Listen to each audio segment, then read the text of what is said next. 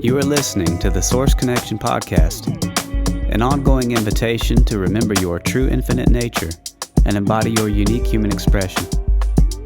By holding space for the kind of conversations that uplift, inform, and unite us, we are here to amplify the field of possibilities and explore the keys to creating the new.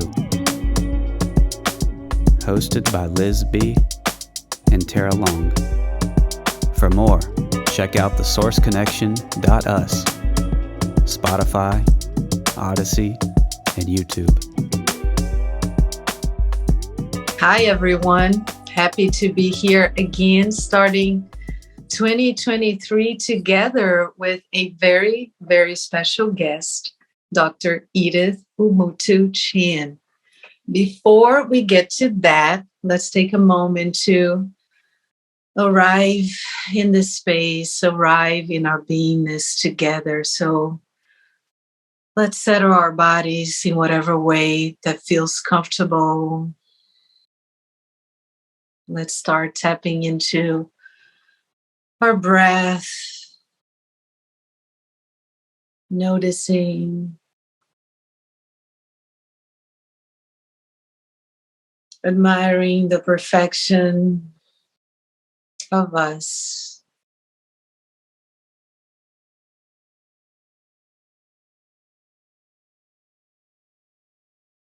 And if available to you, close your eyes and just open yourself up to your inner perceptions.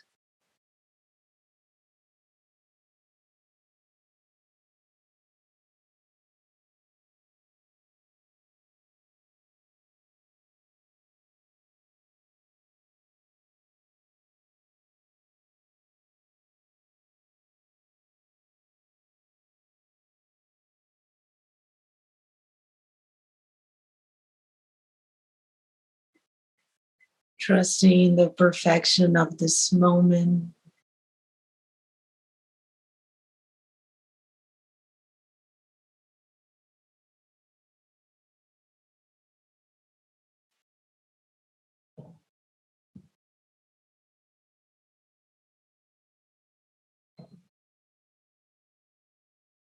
Surrendering into the knowingness of our wholeness.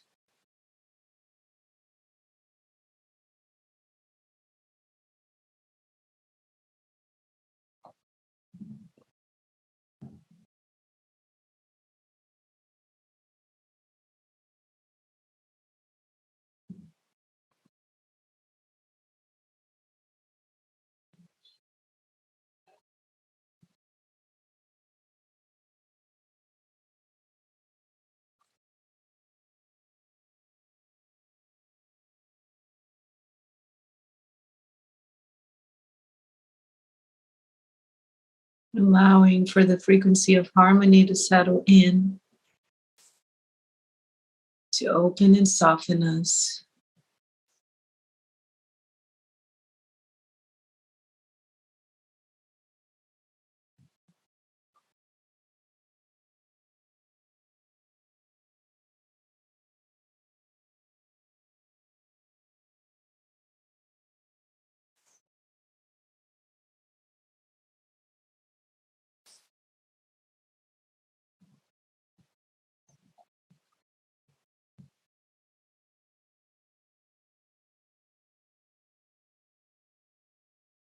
And sitting in gratitude, in knowing that we are each other's deepest wish right now.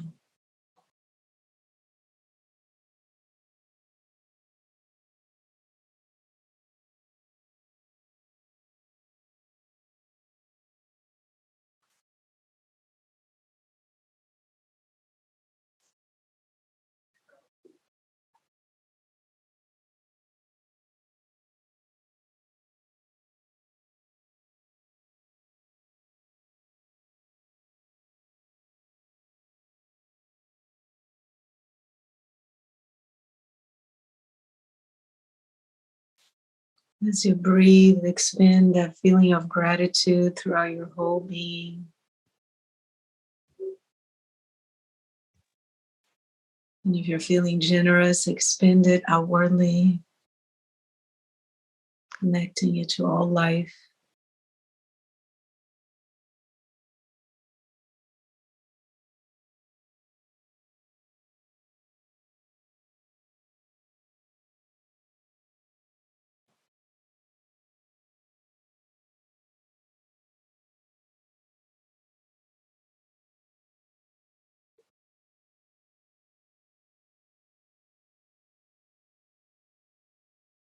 Hmm.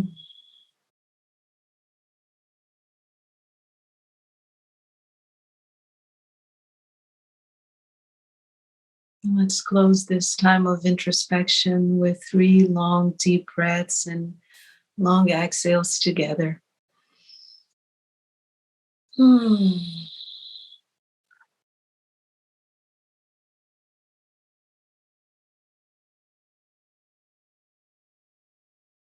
Hmm.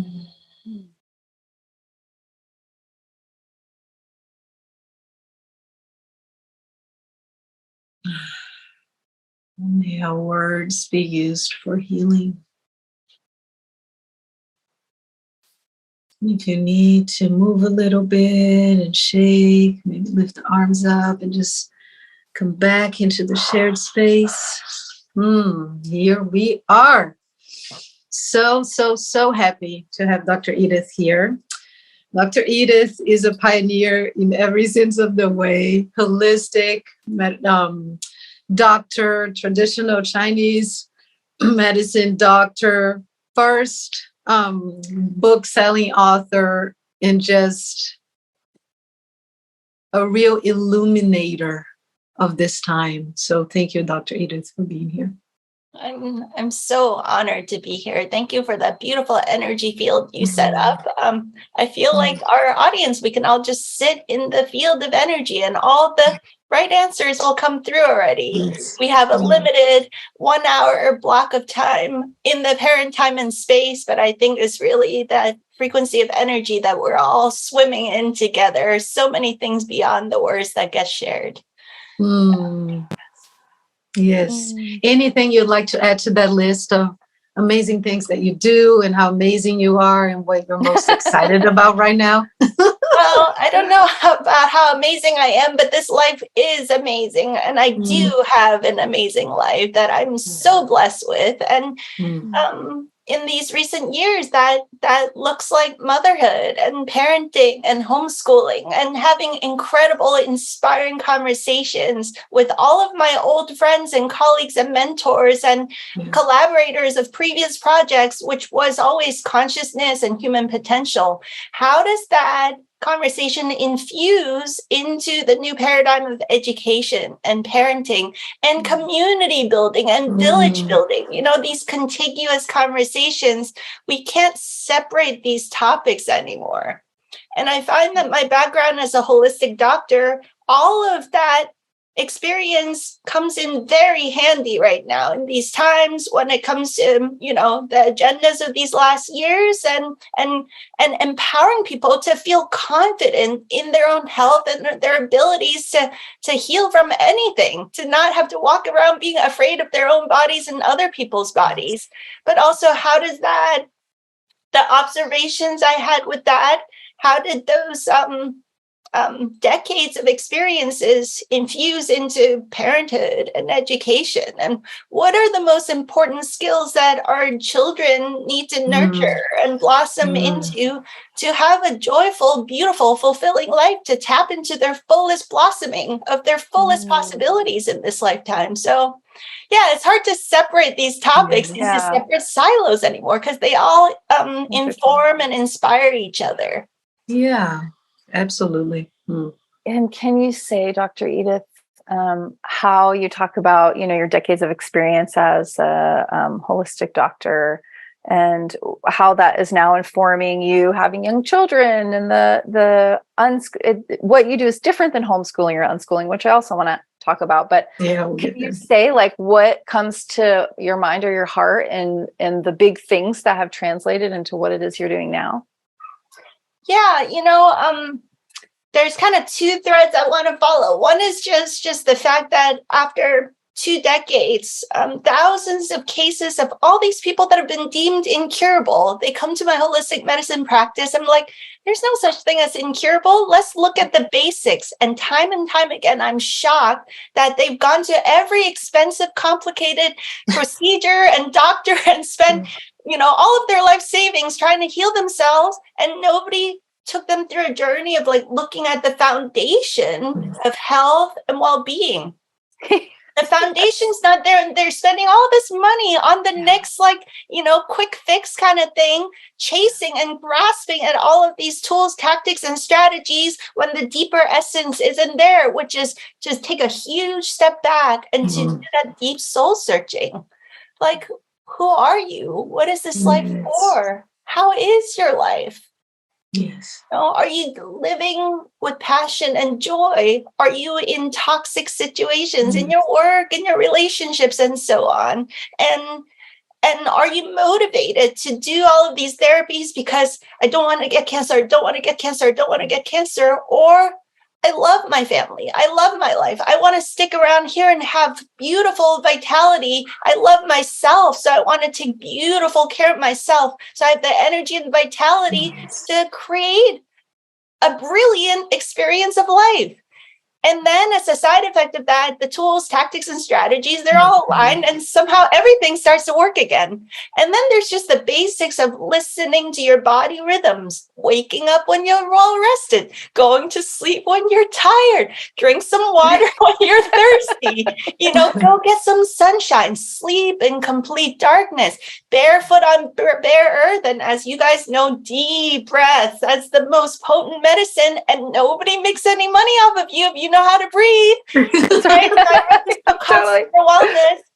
And it helped me to see how potent and powerful very simple stuff is. Yes. And how much we waste our energy, how just crazily inefficient things are because we don't take a big step back and just look at the fundamentals of life.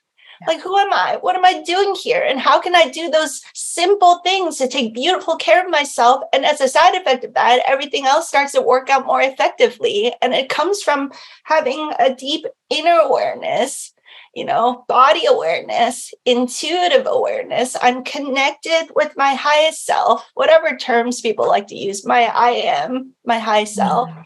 I'm here to express my divine purpose in this life. And all my physical activities is aligned with that. And I saw miracle after miracle after miracle with thousands of cases of so-called incurable, hopeless conditions, or you have to get surgery, or you have to get this expensive procedure. And it turns out they didn't have to. People healed themselves, just when all these things are lined back up, right?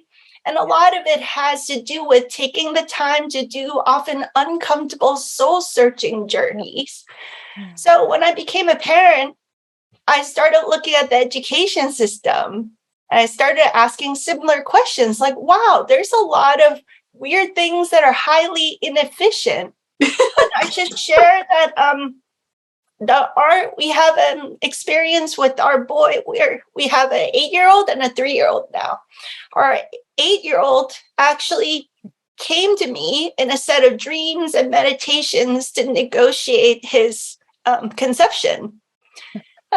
So back in 2013, I had just come back from a very life-changing meditation retreat. It was in complete darkness, 11-day retreat, 9 days and 9 nights in complete darkness. And it was such a profound, life-changing experience that when I came out, I became hyper aware of energetics and sensitive, and my intuition has skyrocketed. I came back to San Francisco to my healing practice, and I was just suddenly able to perceive so deeply where the issues were for each client or patient. So my results skyrocketed.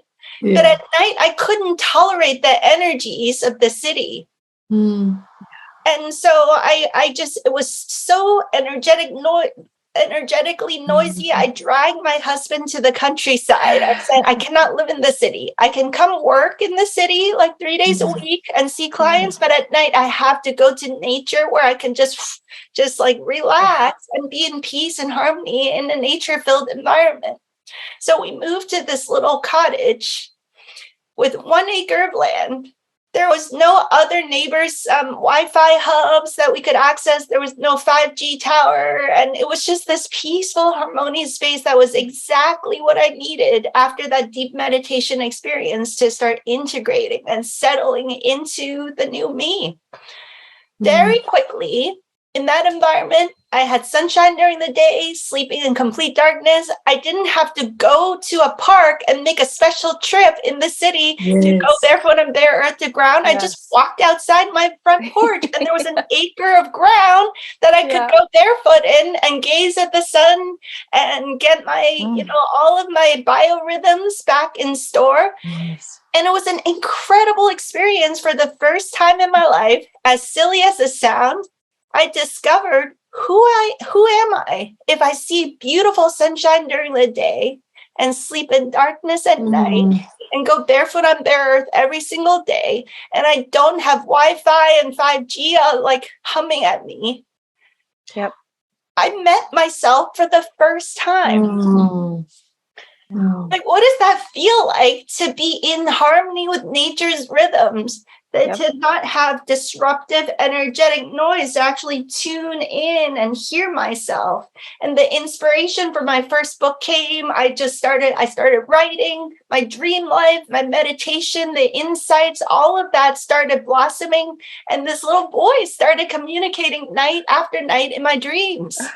And he's like, hello, I've been waiting for a long time. It's my time to come.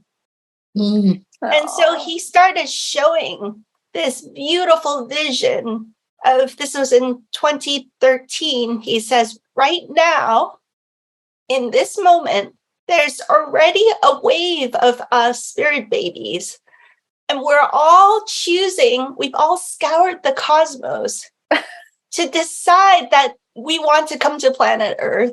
And we've all chosen the perfect parents, the perfect moms, dads, that we chose amongst all of the choices that is exactly the perfect one for us, for the mission that we want to come into. And we've chosen you, or I've chosen you, but look at all of these. And he showed me this web work of all of these beautiful spirit babies. And he says, see, each of us have scoured the cosmos. We've all chosen our perfect parents, and we've chosen to come at a time and in communities and villages where we can all collaborate together to blanket the earth with a new consciousness, so that we can all collaborate and co-create a whole new level of possibility for humankind. He said, I know you guys weren't planning to have children, because my husband and I were like freedom-loving hippies. We like to travel, and it just seems like it would, it's a lot of responsibility. And also in the San Francisco Bay Area, so expensive. We're like, that would be, I don't even think we could afford to have children, right? And so we were not planning it, but really the deeper reason why we weren't planning to have children is because we hadn't seen examples of parenthood and also education that we resonated with. A lot of parenthood out there felt like dog training. Sit down, go to your room, right? So we were like, I guess we're not cut out for that. Like, that just doesn't feel good, that we have to go yell at rowdy kids and to tell them to sit down or shut up or discipline them. When we have friends, it's always very collaborative and respectful. Like, hey, where do you guys want to go out to dinner? Hey, do you want to go camping? Where should we go? What works for everybody? Isn't that how we operate? But for some reason with kids, we talk down at them. And that's so disrespectful. It's so much like dog training that we're like, we cannot do that. Like, we can't do that. So in these dreams and visions, the baby spirit, who is now my boy that's 8, he was like, everything that you guys disagree with about parenting is true, is correct. I agree. You just have to take my word for it, that when we come, we'll show you that that is completely obsolete. That doesn't even apply to us. we don't play that game. We don't do that, but we need bodies. Please let me be conceived. Let me incarnate here to participate in creating the new possibilities together with you. I cannot just tell you about it. I need a body and to be in your family. And so he said, here's the thing. It's not about us as a nuclear family unit. Yes. He showed me this whole web work, beautiful oceans of baby spirits, all interconnected with these luminous strands of light. It was like a web, this ocean. And he said, the permutations of how we've each precisely chosen the perfect moms and dads and our incarnation time is so elegantly coordinated. I cannot really express it to you properly. But just so you know, you do have free will to choose. You can choose not to conceive me, but you're not choosing this nuclear family. You're choosing all of this. More. Yeah. And if you choose not to conceive me, no pressure or anything, but he disappeared the whole thing. He disappeared the whole scene. He says we have to come up with a whole different permutation because it influences all of it. And it was like, wow. Whew. No pressure. Well, Yeah. this is happening, and I'm feeling this energetic upgrade, this pulsation of healing energy in my womb space that I had never experienced before. Yeah. So anyway, I keep telling my husband, he's like, I'm not ready to after that one visit, and I shared with him everything. He was so moved by that. And shortly after that, he went to yoga class and did a shavasana at the end, and our boy visited him in a dream. Oh. And a couple months later, the baby energy during that whole time was so strong in the house that people would come over and they'd be like, is there a baby? Is there a baby? Is there a baby? People could feel that energy. And so, yeah, we had this magical, incredible experience of feeling the energy exactly that moment where he needed to be conceived. And we all three of us together, we knew that it was a very special, sacred moment. And this agreement that we had all made. And when he was conceived, it was a cycle that kick-started in the womb space. Like there were lungs, like there was a breathing, a pulsation of breath that was in the womb. And I didn't need to take a pregnancy test, I went and took a test, like, I don't know, 7 weeks into it just to make sure all the markers were good. But I could feel that breathing cycle, and I had already met him. So, of course, no ultrasounds or tests to know that it was a boy. I knew exactly what he looked like because he sometimes showed me as an orb. Sometimes he showed to me as a 2 or 3 year old kid because, they're so cute when they're toddlers. And then he was trying to be like, look how cute I'm going to be. He like showed himself in his cutest state. And then by the time he was 3.5, he said, oh, my sister is still in space. She has to come. And so she was also conceived consciously when we tuned into the timing. And we also knew that she was a girl, not because I had only met her as a soul. I hadn't met her as a girl, but he insisted that she was a girl. So again, we kind of expected that she was a girl, and she was a girl. And so now we have 3-year-old and an 8-year-old. But the education conversation kind of was contiguous with all of this because like he's already your buddy. Yeah. And all throughout pregnancy, you're like, hey, buddy, what do you want to eat? Hey, are you doing well? How's it going? And I would take my consciousness into the belly and I would smile with him and talk with him. And I read some different books about pregnancy and connecting with your child to get some good ideas about how to go in there and smile and say, good job.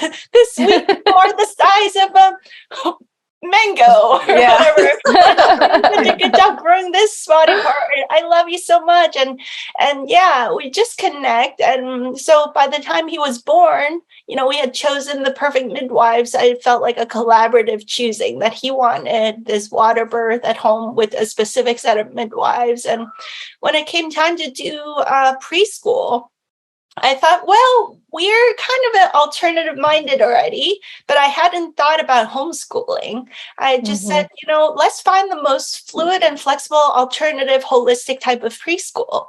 And so we chose this place that it was just 2 days a week, not 5 days that we went. And it had beautiful, very wholesome teachers. They were all organic. They spent most of their time outdoors. They had a beautiful veggie garden. They did all these outdoor activities, and they have these little studios that are semi-indoor, outdoor for art, for music, and all of this stuff.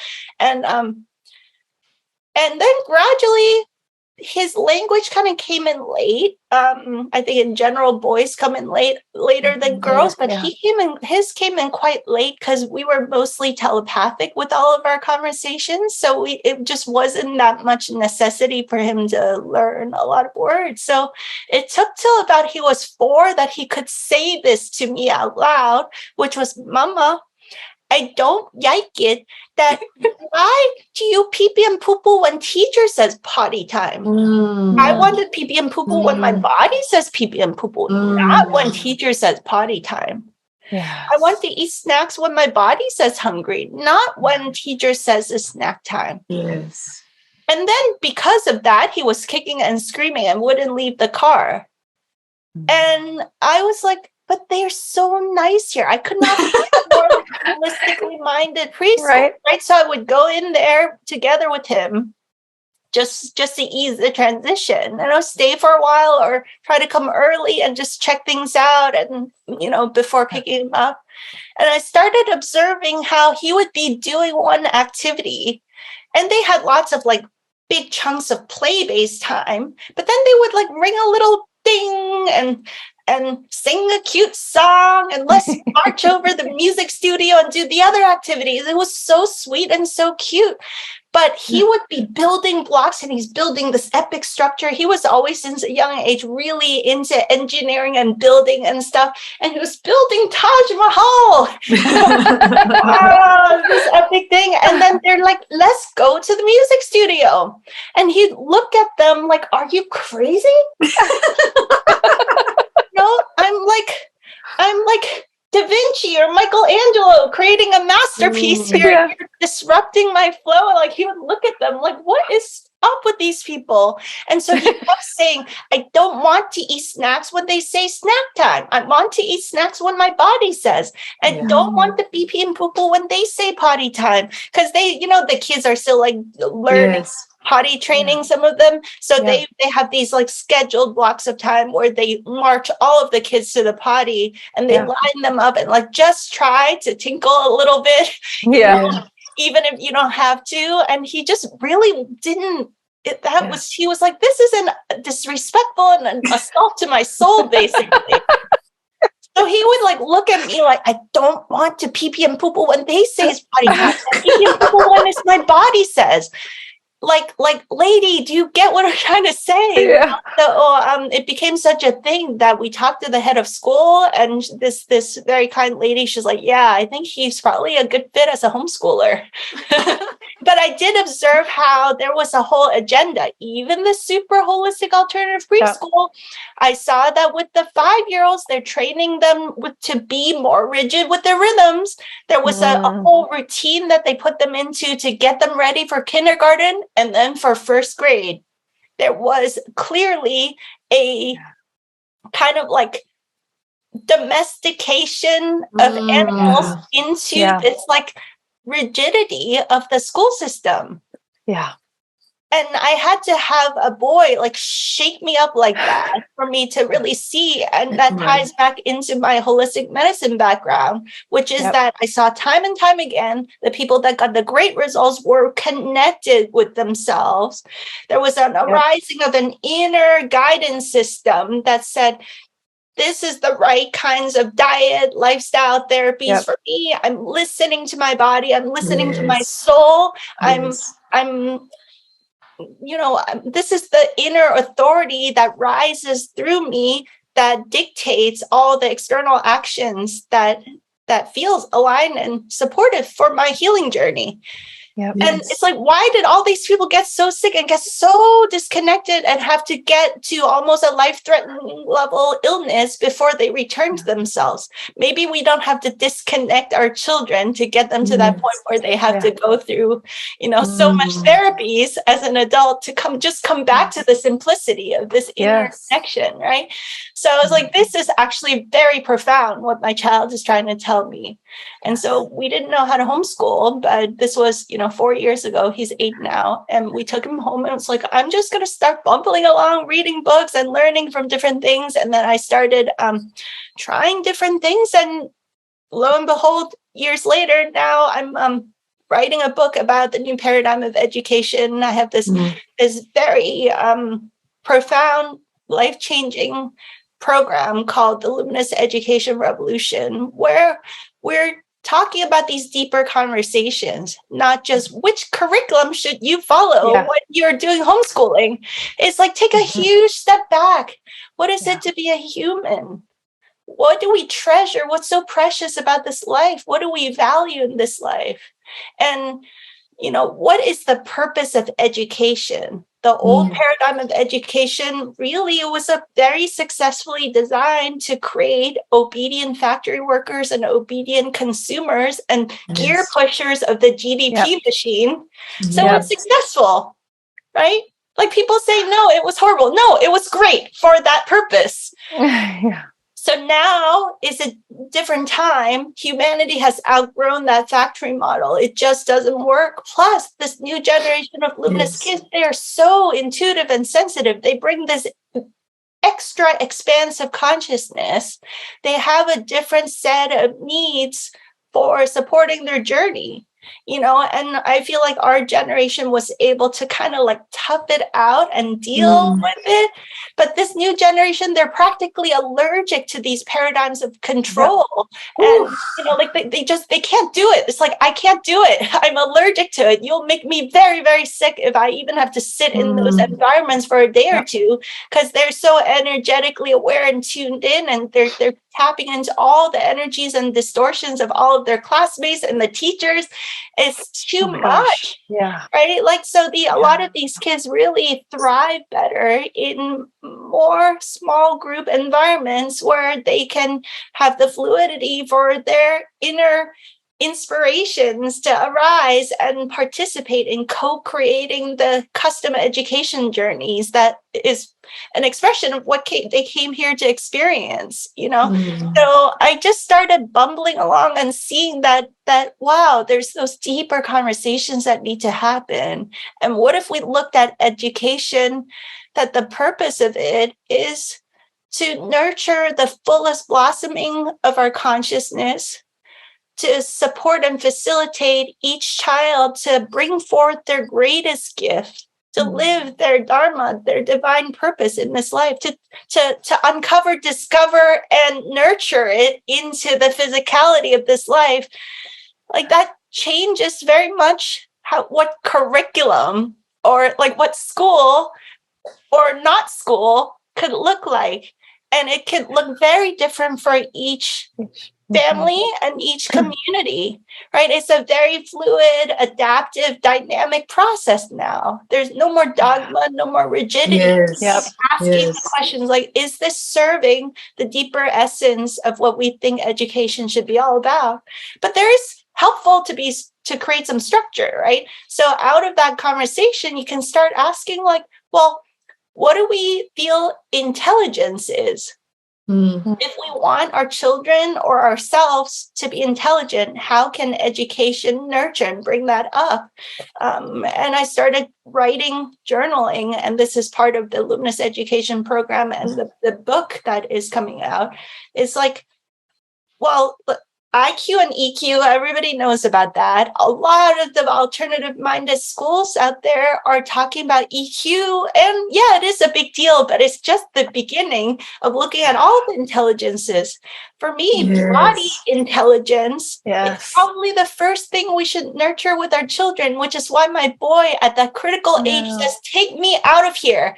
Right now, I want to get anchored into really solidly listening to my own body rhythms, not being yanked out of that at age 3.5 or 4 because I have to follow some other school rhythm.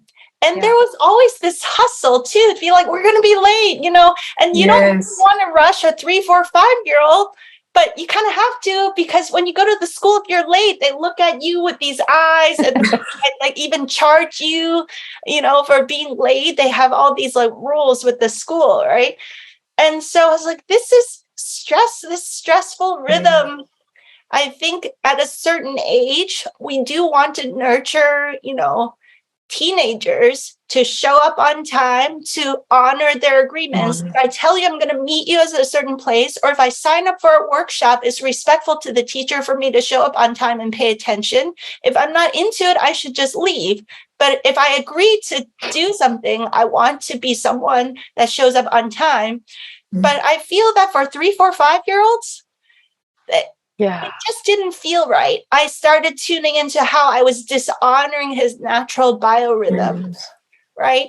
Yeah. So there's all this like body integrity and body awareness. That's a kind of intelligence, intuitive intelligence, spiritual intelligence, energy awareness, practicing Qigong and like energy work. And the kids, they do it naturally. Our kids are always like, oh, mama, I'm going to put really good energy on your drink. So it's like love.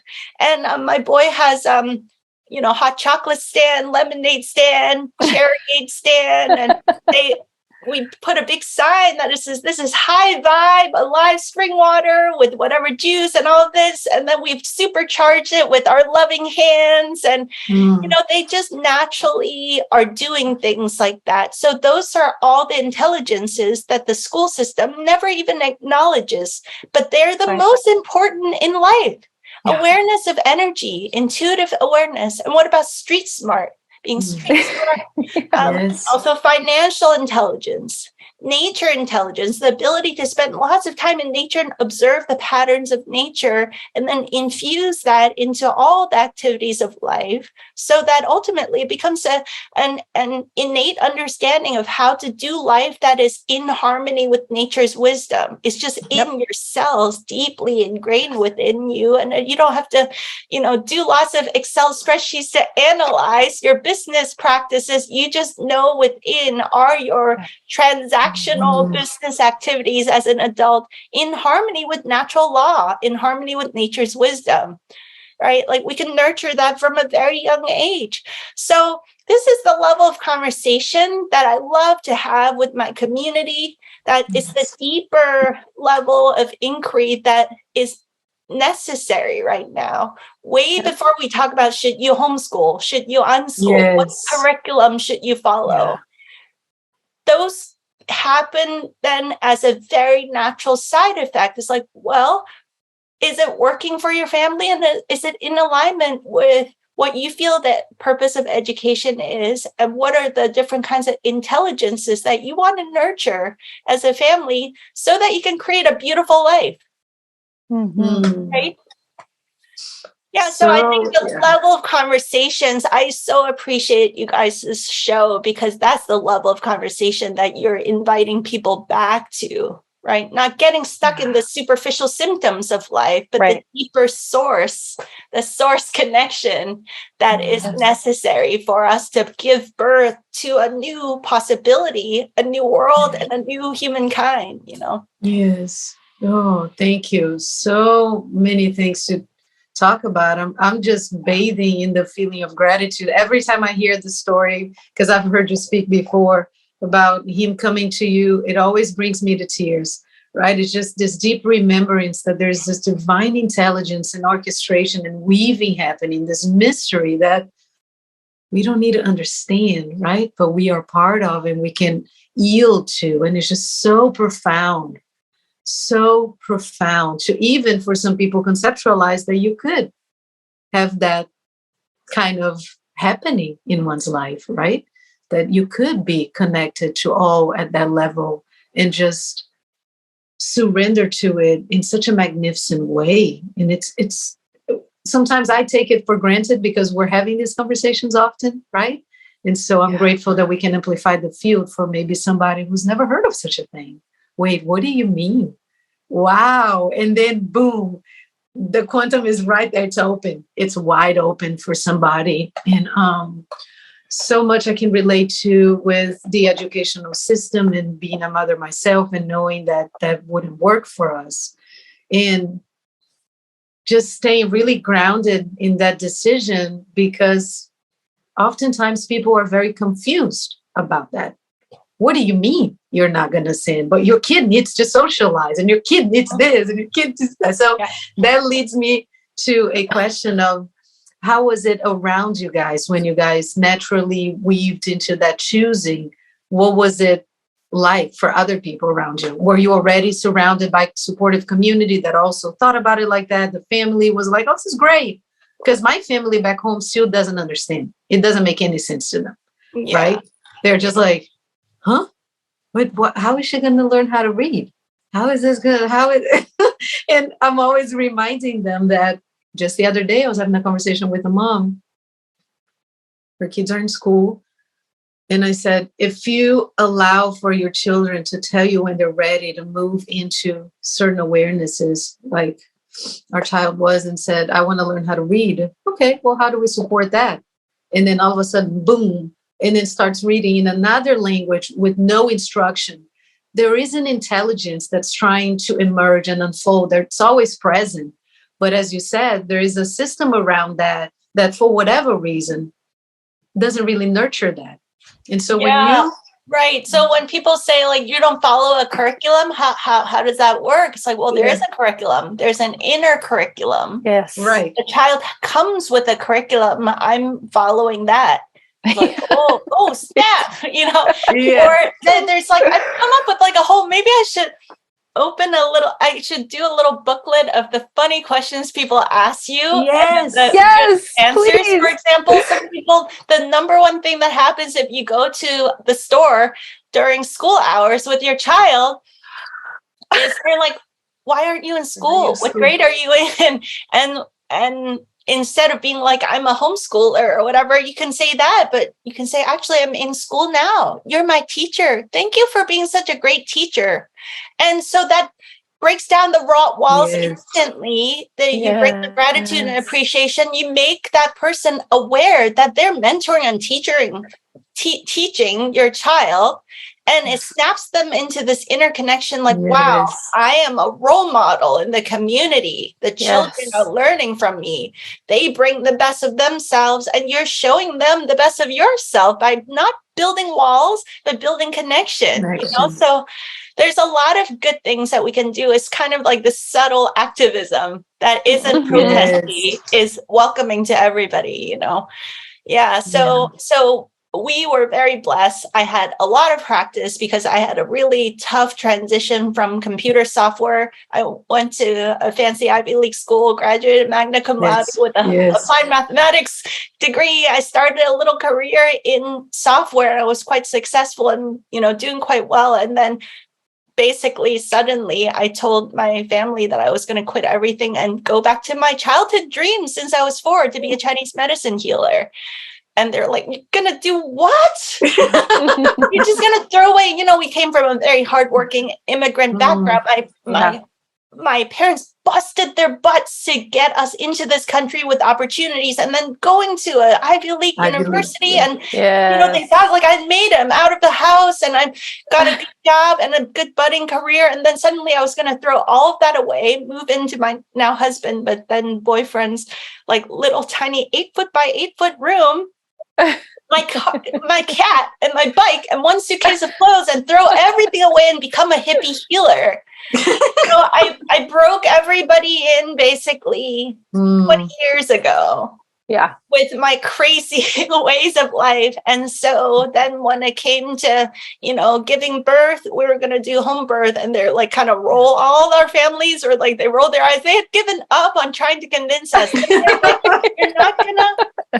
You're not gonna give vaccines? Like, what? Oh, can I say this word, or do you have to? That's fine. YouTube? Yeah. Are you gonna get flagged? Yeah. Wow. We're gonna All get right. flagged. Yeah. Call the jibby jab. Whatever. Beep, Yeah. beep, beep. Yeah, you can put a beep on it. Yeah. Put a beep over it. Yeah. Yeah. Beep it. And and you're not gonna cut the tip of the boy's penis. Yeah. That is very radical, right? So there's just been one after another of them be like, clearly they're crazy. Yeah. So we give up. Right? So they kind of left us alone with this whole homeschooling thing, because this is the mildest of all of those. Obviously. And they could just see that we were doing fine with the Chinese medicine. About 10 years after my career change, they saw that I had a thriving practice. They saw that I was just very happy and healthy. And honestly, I was able to help so many family members with their health conditions, and I got the results, and the results speak for themselves. With our kids, the results also speak for themselves too. You know, now that our boy is 8, they see that he's healthy, he's vibrant, and he helps out around the house. He's capable of doing all kinds of things. He can fix anything around the house. He's really quite an engineer. And we were just like, we would go to the farmer's market in the middle of a school day. And you know, once the farmers at the market, you know, farmers market people are very alternative minded to begin with. So that was an easy crowd to like get friendly with. They're like, oh, it's so great to see your kids all the time. And they love to take the extra time with our kids to help them count and help them add and subtract. So we learned all of our math basically at the farmers market. And the farmers are so sweet. They're like, okay, well, you're going to have to add up to 20. Do you want to borrow my fingers? And so we have 20 fingers. And they were like counting the fingers. And then just before my boy's 7-year-old birthday, he was like, Mama, I'm pretty good at math.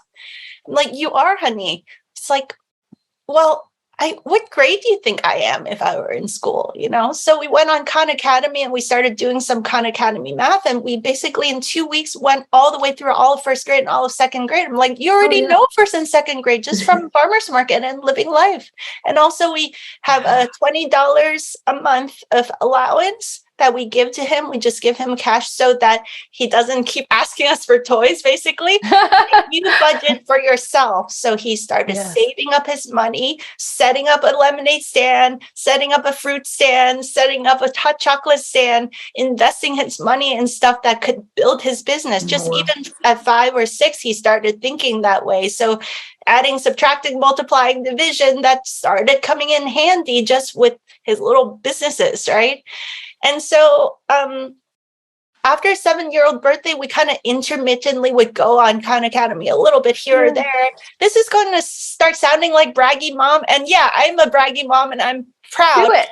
But I'm sharing this because this is actually a very common type of story in holistic alternative education, where you listen to the child and allow the child to direct their path. When they're inspired and excited and ready, it is shocking, the possibilities. I'm blown away completely by it. So after his 7-year-old birthday, basically he made a goal. He's like, let's go through like a video game and finish all of first grade and all of second grade before my 7-year-old birthday. And so he did that. And then he was like, Mama, do you think I could finish all of third grade and all of fourth grade before I turn 8? I'm like, maybe. Let's see how it goes. So it's like, there's a long way away until your 8-year-old birthday. So we like didn't do any math for some months. And then sometimes we get inspired and then we're like, oh, wait, let's like set a schedule and get consistent if you want to meet that goal. So it's very fluid and flexible, but we also set agreements and say, hey, if you want to meet this goal, we need to schedule the time and be consistent with ourselves. What do you say? So he sees it like a video game that's exciting to like reach that next level and the next level, you know? So it turned out a month before his 8-year-old birthday, he finished 4th grade math. And we're like, yeah. Awesome. And so like, he's like, maybe I can do half of 5th grade math.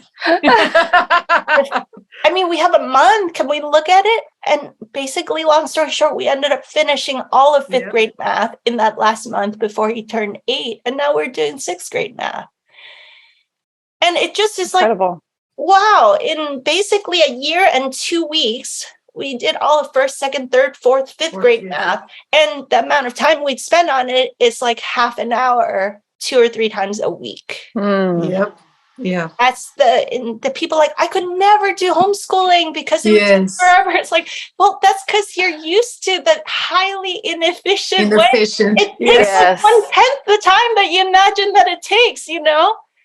Oh my goodness. And you get 10x the results or something like that. I know you guys have interviewed Gabriel Miguel.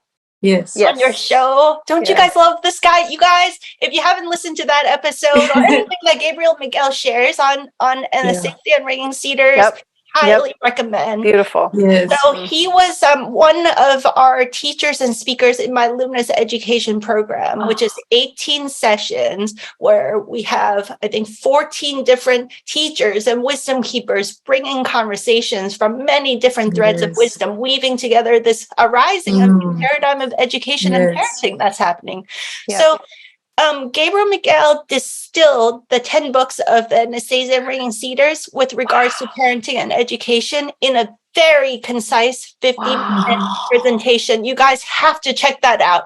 I watched it 5 times, and so many people watched it 5 times and told me that they were sobbing tears of soul recognition the whole way through. Yes. It was like mic drop after mic drop after mic drop. Like, I should probably take that video and crop lots of it. Mic drop. Do it. It was so good. So he talks about Anastasia's philosophy, but he also talks about the Shakinin, this principle in Siberia that built a school based on her ideas and philosophies. And the children at this school are completely self-directed, but they come together as a community, and the teachers are facilitating their learning journey in a very fluid and flexible way. And this is what I'm calling luminous education. Because it's kind of like school, but it's not really school. And it's very self-directed. It's very unschooly, but you're not alone at home doing your own thing. You're in community, and magic and synchronicity arises through the group of kids and adults facilitating. And it's kind of, you can plan a little bit, but you can't really plan for the magic, you know. That's the kind of education that's happening. So in the Shakinin style of school, all these kids are self-directed. They all come together. They're like, hey, let's all do lots of math this year. Hey, let's do lots of science this year. Let's do tons of history together. And they all teach each other. And they do about 10 years of regular school curriculum in 1 year. Oh, yeah. And they just blast through like all of like 1st through 12th grade math. Do it all in 1 year because we can all help each other out. And they do Wim Hof style ice dunks in the river. They grow the vegetables. They cook the food. They help the school with business planning and bookkeeping. They even build the school buildings themselves. They figure out the architecture, the engineering, and the sacred geometrical proportions and everything. The pictures of the school and the buildings, it looks like beautiful sacred temples, and the kids all came up with it themselves.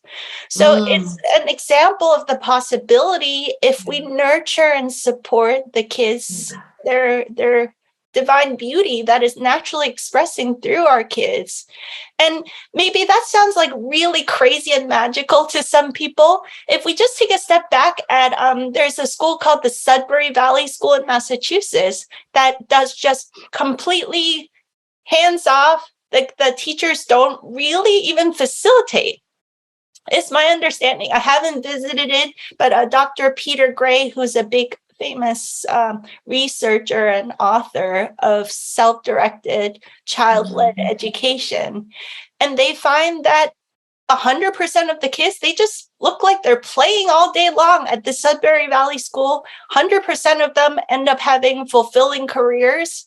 The ones that want to go to university all successfully get into universities, but the ones that don't go is because they're really clear they don't want to do anything that requires an academic degree. So why would you waste your time? And they all learn to read. They're all numerate and literate, and they never took a single class or had to do a workbook to get there. So at the very least, their results are at least as good as regular school. But with the Shakinen style and the anesthesia, the soul that anesthesia is breathing into that paradigm, there's a whole different level of genius and brilliance that is emerging through our kids if we just facilitate them at the right moments and hands off at the right moments and create a cocoon and nurturing, loving environment that really inspires our kids to step into their full blossoming.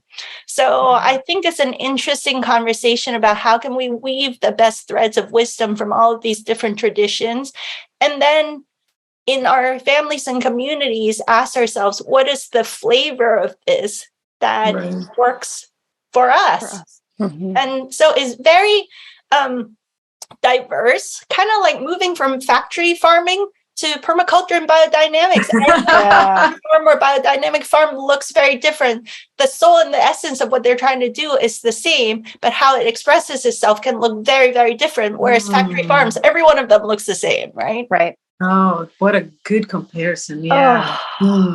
Just hearing you speak, Dr. Edith, about with the kids, if we just get out of the way, if you really just totally got out of the way and just let them at it, they would still know innately what to do, right? And that's such a metaphor for pretty much everything in life. If we just get out of the way, like healing. I practiced acupuncture for 15 years as well. And the less that we are involved with our minds and how things should go, and any dogma of any kind, even Chinese medicine, we're just open to the possibilities. It's like the more that innate intelligence just comes online, and it's just all across the board. So I wonder what your kind of, with all of these different styles and all of these different sort of, seems like unlimited possibilities with like schooling, I say in quotes, of children learning and education and all of that. What is your dream? Like, do you want to facilitate and lead that? Like, I know you have your program. I want to hear a little bit more about that, the 18 sessions. Like, you could have groups coming together and watch that and then go off on their own. I mean, there's so many different possibilities. Do you have like a dream that?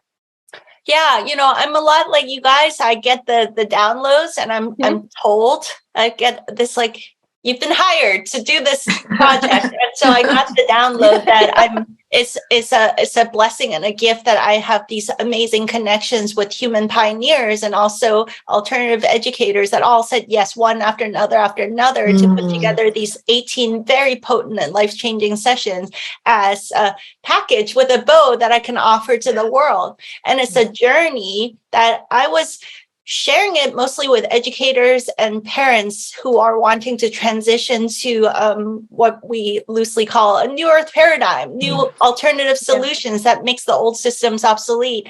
For people who resonate with that and who see themselves as visionaries that are creating these beautiful solutions, this is the most holistic, well-rounded program to support you on that journey. But I also got a bunch of people that were like, what? You have Charles Eisenstein? What? You have Matthias De Stefano? What? You have this? You have Ringing Cedar series presented, and you have Masajadi, who's this incredible guy that came from multiple near-death experiences, and he sees everything based on frequency patterns, and he had an amazing session. Dana Martin, the pioneer of unschooling, and Dr. Peter Gray, and then all these badass moms that are creating local learning villages. Like right now, they're already doing it. It's so inspiring. So I got all this feedback from people that said, this rocked me to the core of my being. It shook my soul and healed my inner child in such a profound way that this actually should be required curriculum, not just for parents and educators, but all of us who grew up in the old system of parenting and education and want to just let go of all of that baggage so we can be fresh and enter into the new reality together. Right? And build communities together with the fresh new version of ourselves. So now I have a conundrum. How can I, just like you guys are at a moment with your podcast project, you're now seeing that this is very potent medicine that the universe has blessed you with. Yeah. Right. You've done a lot of inner work to get yourself to the point where you can hold this level of conversation. And me too.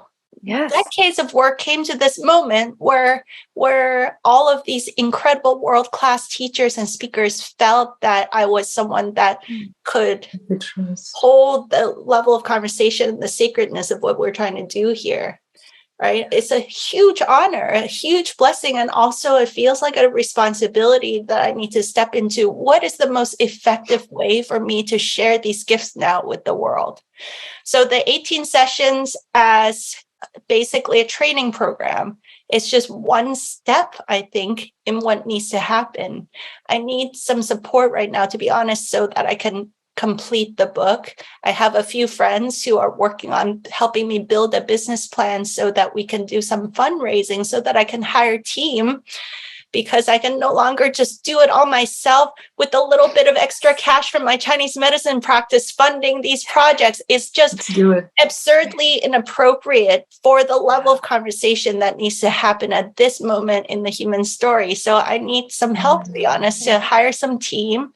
I have so many incredible colleagues that are ready to support this project. If we can get some funding to get help with videos, get help with just really that admin behind the scenes, right? Like how many emails did we exchange just to schedule this one podcast? I would like to be on hundreds of podcasts, because I know so many people are out there. They're feeling alone, but they don't realize we're here. We're ready for this conversation. We're ready to support and uplift each other. It takes time. It takes energy. It takes financial resources. It takes a lot of skills and talents for video editors, admin people, copywriters, website builders, people to help me edit the book.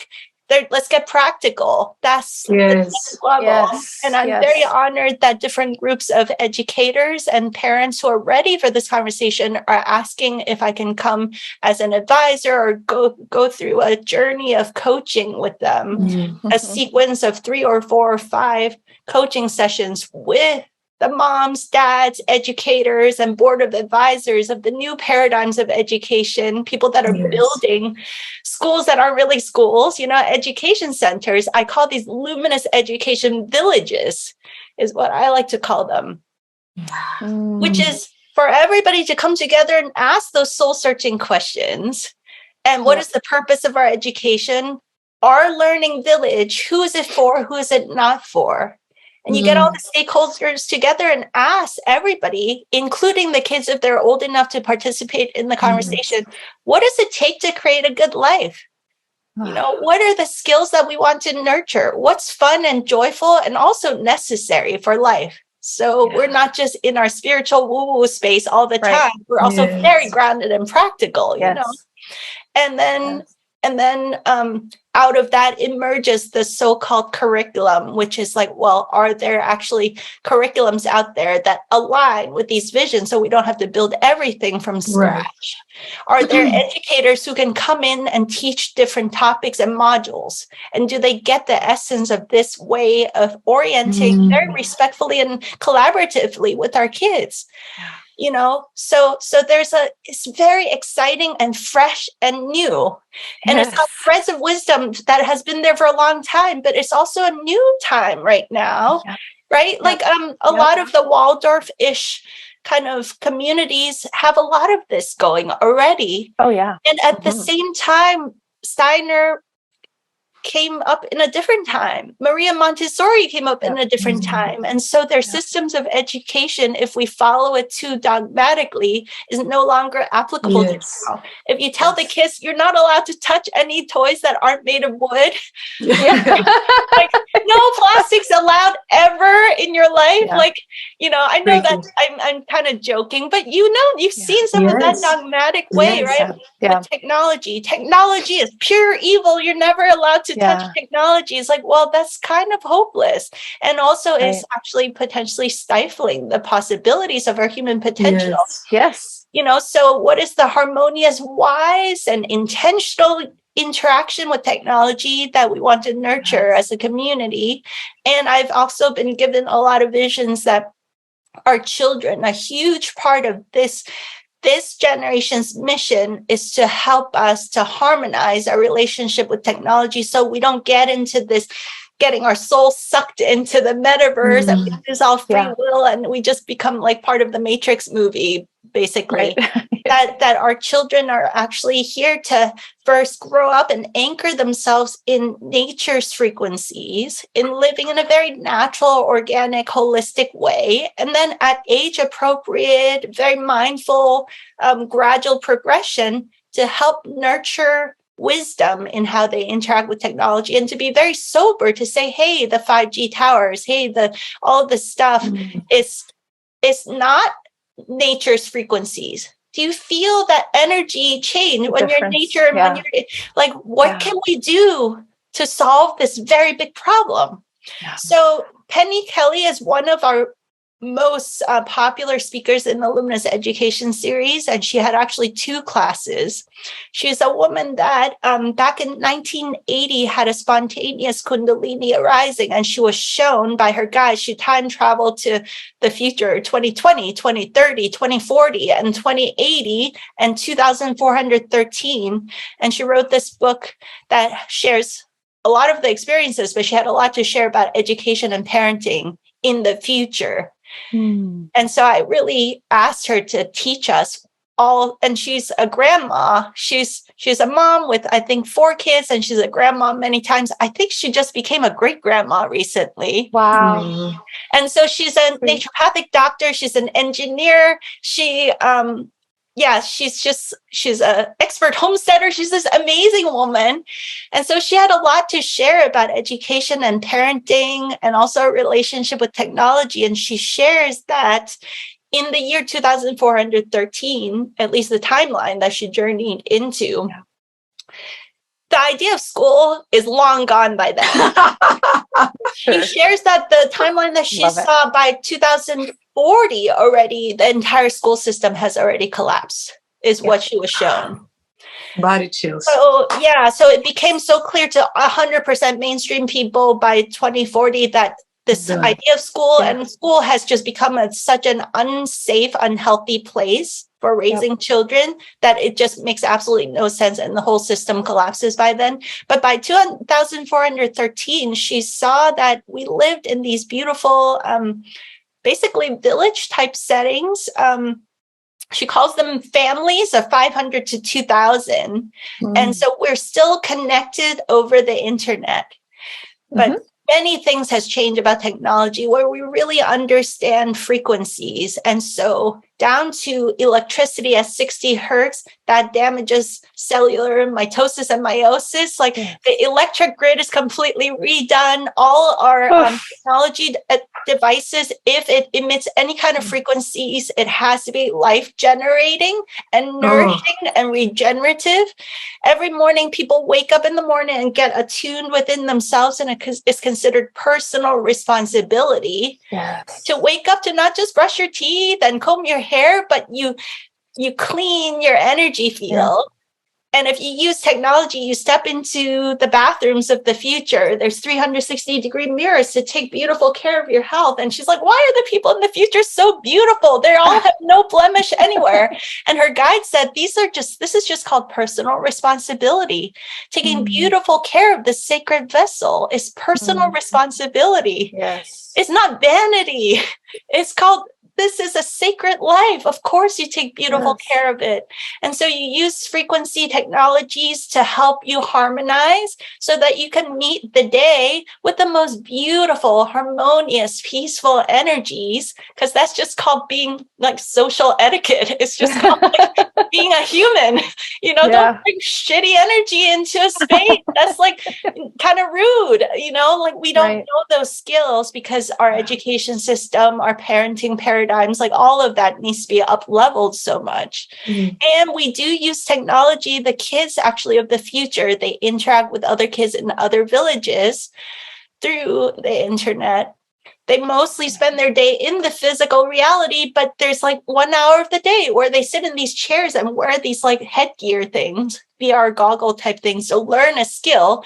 And then they take it off and they have to do projects physical projects. So they're anchored in this reality. They use technology wisely to learn certain skills, and they come back and do the physical project together with their friends, So it gives you a glimpse of really, it's like, which one is the dominant reality?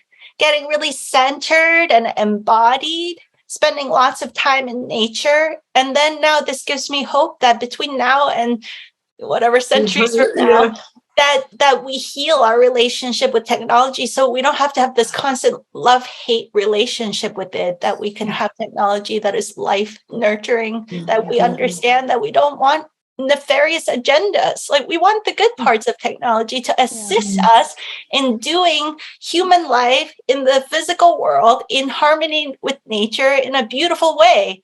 And if it's not in harmony with that, then we don't want that. So I think this generation of kids will help us to solve this problem, which means we have to be sober, engage them in the conversations about these dilemmas that we have, and allow they're tuned into this pure source connection, and allow them to assist us in getting through this funk that we're in as a humankind right now. Words are small right now. Yeah, Liz and I are both, if you're listening to us on Spotify, Liz and I are very touched by the conversation, just the energy and the frequency of it. And just the vision is so beautiful, so breathtaking, really. It's such just the deepest desire of my heart, It's so wonderful to be in the company of the ones, that saying, they say, sometimes you plant seeds that you may never shade yourself in. But this conversation is reminding me that the cyclical nature of our own existence, right? And we do get to we're sitting on that shade right now of the trees that are being planted with all these possibilities, right? Because the expansion that we feel through that knowing, just that inner knowing that is possible, and it is what we want. What else did we come here to do? To suffer? And be enslaved? Like, we know that's not it, right? Our birthright of generosity and collaboration, and just all of that is just so exquisite to be able to feel it in that way. I'm so grateful you said yes to this, Dr. Edith, and just came here and just shined. You just lit it up. Thank you, Dr. Edith, for this time. And I want to also call out to our listeners what Dr. Edith was asking for, the support that she's asking for right now, practically. If that calls to you, please connect with her. And can you tell us where to find you? Yeah, if you're resonating with this Luminous Education Revolution conversation, the website is luminousrevolution.com. luminousrevolution.com, and you can read about the journey. It's like a medicine journey of 18 sessions that starts with Charles Eisenstein sharing this big vision of the transition between the old story to the new story. This old orientation, the life from the space of separation into the space that he calls interbeing. And that this idea that we can't just keep the education conversation separate from the rest of life anymore. It has to be all woven together. And then we have experts in human potential talking about brainwave patterns, experts in working with starseed children, nurturing their gifts. And I share a little bit my experience with our children having blindfold perception and spoon bending and remote viewing experiences, as much as they also get cranky about the Legos and the spill. And it's just very interesting and fun. And we have Gabriel Miguel sharing about the Anastasia ring, Cedar's vision. We have Matthias De Stefano, who has conscious memory of Atlantis and his lifetime in Sirius, and all of those threads of wisdom coming together. And he himself, as a multidimensional being, seeing the reality that he sees, what would he have liked education to look like that would have been most supportive and less challenging for him coming up? We have a whole bunch of sessions about the inner work that is necessary for us as adults, as moms, as dads, and educators, for us to let go of some of those old distortions and programmings so that we can open our hearts and open our lives to the much more beautiful possibilities that is right here, right now, if we can just let go of that old baggage and step fully into it. So it takes a lot of courage to do the kind of inner work, to let go of the control paradigm, the behavior modification paradigm, the rewards and punishment paradigm, into the honoring, collaborative, respectful way of orienting with everybody, including our children. What does that look like? Profound conversations. I mean, for some, just the conversations in that section about the inner work is juicy enough for a lifetime, And after this whole journey, have you guys had Dr. Bear Lando on your show yet from Alpha Coming Beta? Coming up.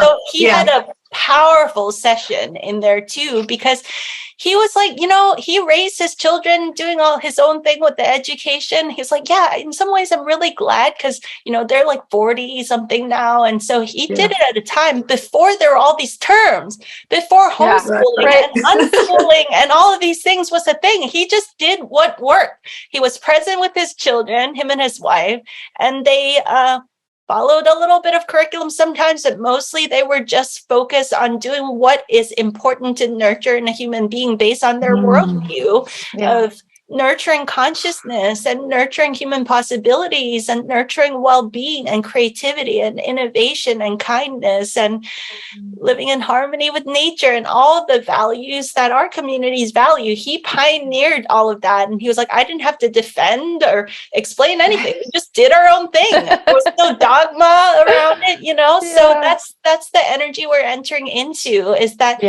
there is like the homeschooling, there's the unschooling, there's all of these things, but we're kind of shedding some of those labels now, just stepping into the essence of what we're wanting to bring into the world and allow it to be very fluid and flexible and just do what works without any of the dogma. And so that's why I showcase multiple diverse examples of moms on the ground building different styles of these kind of luminous education villages. And they look different, but when you listen to the essence of what they're saying, it comes from the same soul, but it manifests differently. And I want to showcase that there's no one size fit all anymore. They all work, and we can listen to these different threads of wisdom. Like one mom in Santa Cruz, she started this learning village. It's called Visionary Village, that has, I think, 100 families involved. They have programs and activities that support kids 18 months to 18 years old, 5 days a week, so that people that want the help to quickly get out of the school system, they have this alternative 5 days a week. But the true homeschoolers and unschoolers, they do a la carte classes and programs and projects. So they have some academics, but they also have like entrepreneurial projects where all the teens get together, they do farm school and they grow the vegetables. Then they figure out the entrepreneurial project of building a pop-up kitchen. They do all of the math, all of the budgeting, all of the logo design, the branding, the marketing. They cook the food, they do the pop-up kitchen, and then they share the proceeds so that they can fund their ski trip. That's one of their classes. Sacred geometry class. They have crypto class and all this kind of stuff, right? It's so awesome. Well, her struggle, one, is that she needs support to get her staff more trained to work with special needs. And the secondly is that most of her teachers and educators came from the old paradigm with the employee mindset. So she wants them to be a lot more collaborative and helping marketing, because they do a revenue share model with their teachers and educators. And if the teachers were out there marketing their classes and their courses and programs, the whole thing would have a lot more abundance flowing to it. But they're used to just being an employee that just shows up and clocks in and goes clocks home. out. Very good-hearted, very high competency educators. But that piece, she says, there's a evolution and growth that needs to happen for the whole community. This other mom in North Carolina named Melanie total badass. Highly recommend checking her thing out. She calls her style of education the learning havens. They also have 5 days a week because she sees her role as giving a quick off-ramp off of the school system. Even though her own kids probably just do like a la carte different things and not 5 days a week because they've been homeschooling for a long time. And she says, I refuse to hire a single school teacher. So she has an ex-finance guy teaching math, and he's teaching kids about compound interest and fiat currency and the creature from Jekyll Island and all these kinds of concepts woven into the math. She has a really cool young chiropractic doctor who's just like spunky and fun teaching anatomy and physiology. Wow. She has a real life zoologist come in just to teach the biology classes.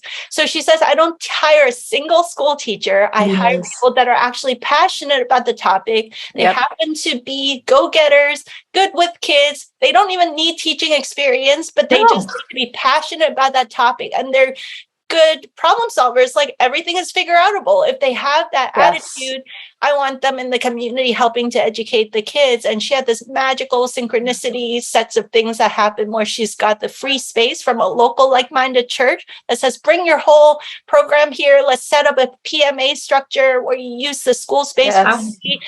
All the moms and dads, everybody collaborates and they do picnics and barbecues on the weekends. And it's creating this village environment, you know?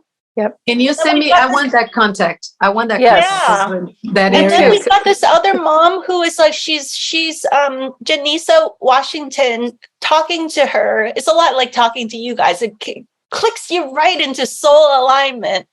And Janisa is this beautiful, gorgeous, soulful being who really gets the deeper essence of what Waldorf was trying to do, but for present day time. Freshen it without the rigidities and the dogmas. Like if Steiner was alive today, what would education and in her case for teens look like? So she's built up this whole program for teens, and I've referred some people to her to help freshen people that really resonate with the Waldorf style, but they also don't want to be limited by some of the dogma and rigidities of some of the Waldorf schools out there. Especially in these recent years where they weren't even like honoring, holistic natural health anymore. Very surprising. So she offers support and consultations for communities that really want to build Waldorf style, but into the present day, into a practical way that actually works for today's time. So I just want people to know that there's a lot of us doing amazing work, and we're here for you. We're here to support you and facilitate you in bridging into the new world. And it's eventually what we're doing in this new world that is so beautiful. There's no arguing or convincing. It's just so much more awesome and fulfilling, so much more beautiful. It's rich and rewarding for everybody involved. The educators love it because this collaborative way you're learning and growing together with the kids is so much more rich and fulfilling for the parents. And obviously for the kids, much more awesome. There's just like no arguing with it. Everybody's going to jump ship. It's just right now that we do have to build these new solutions and systems. And there is some hard work involved sometimes, but we're here to support you. And there's a lot of community. We're all doing it together. Thank you, Dr. Edith. Yes. And people can connect with you on that website.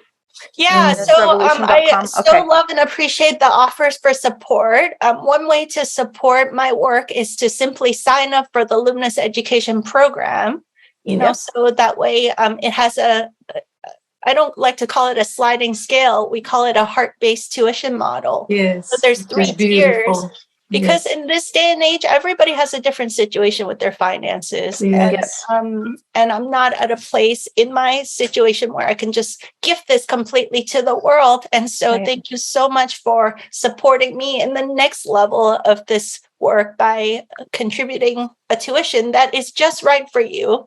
And then please be on the lookout for the future, where we do a fundraiser that supports the completion of the book, supports us in hiring a team so that we can get this information out to all the beautiful souls across the planet that still think that they're alone. They're all dreaming the same dream with us. They don't realize that they've got a whole support system that they can instantly tap into.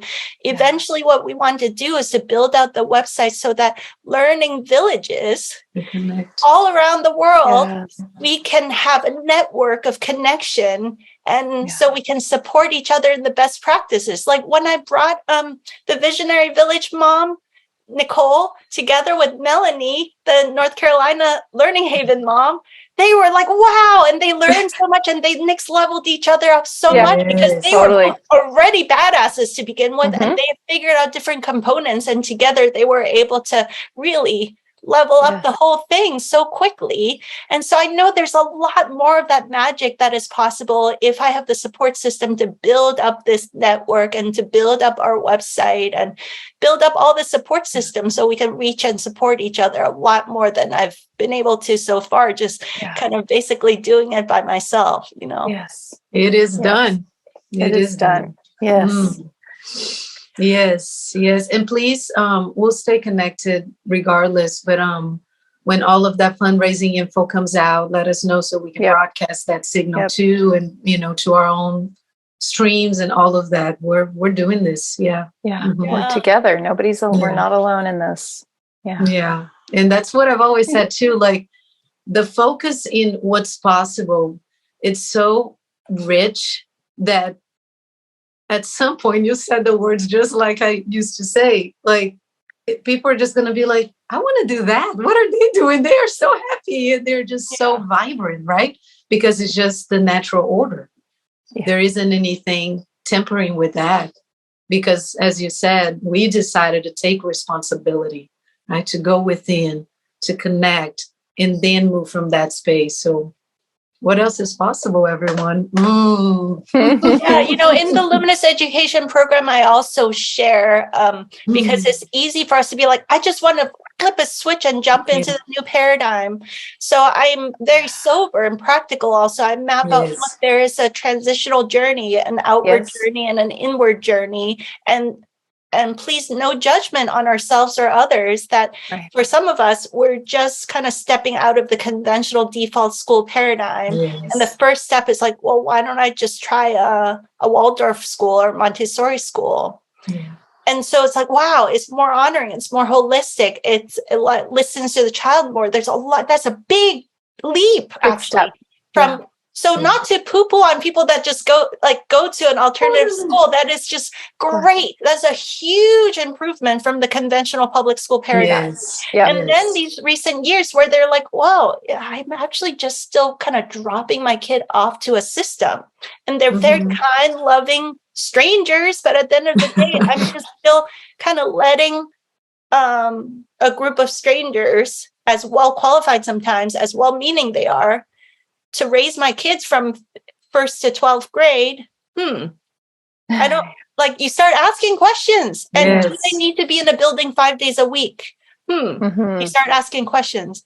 So then you're like, okay, let me try homeschooling. And then the beginning, most homeschooling is just school at home, following a curriculum. But it's also a huge leap forward, because you're like, let's sleep until you're well rested. Let's learn when your body says you're fresh and ready to learn. Let's take a break and go pee and poo without asking for permission. Let's take a snack break when you're hungry and not take a snack break if you're in flow. Let's honor your body's rhythms. Let's learn when you're ready. That is a huge improvement too. But then you're like, wait, I'm still following a curriculum that some dead person wrote up a long time ago. Is that really applicable? Is it practical? Is it useful? You start asking these questions, and mostly you burn out of trying to manage everything, because you got to cook, you got to clean, you got to laundry, you got the Legos, and then you got to sit at the kitchen table following a curriculum with your child. It's too much. And then you're running your business too, right? So at some point you surrender. You're like, what if I just let my child's passions lead? What if I look into this whole unschooling, self-directed learning thing? Well, you realize that there's a lot of deprogramming now that needs to happen. And then you go on this big inner journey. And so I call this the 6 phases: regular default school, alternative style school, school at home. Those are the first 3 phases, each of them a treasure, a big leap forward. Then phase 4 and 5 is deschooling and unschooling. Deprogramming, self-directed. You iterate now. You start to realize that, wow, I have a lot of deprogramming and old patterns to shed so that I can step fully into what it is to be a sovereign human, taking full personal responsibility and honoring and respectful of each other. That is the hugest paradigm shift. Yes. I think once more people stabilize and we have basically enough of a tipping point of our society where this self-directed way of life, which includes education, this collaborative,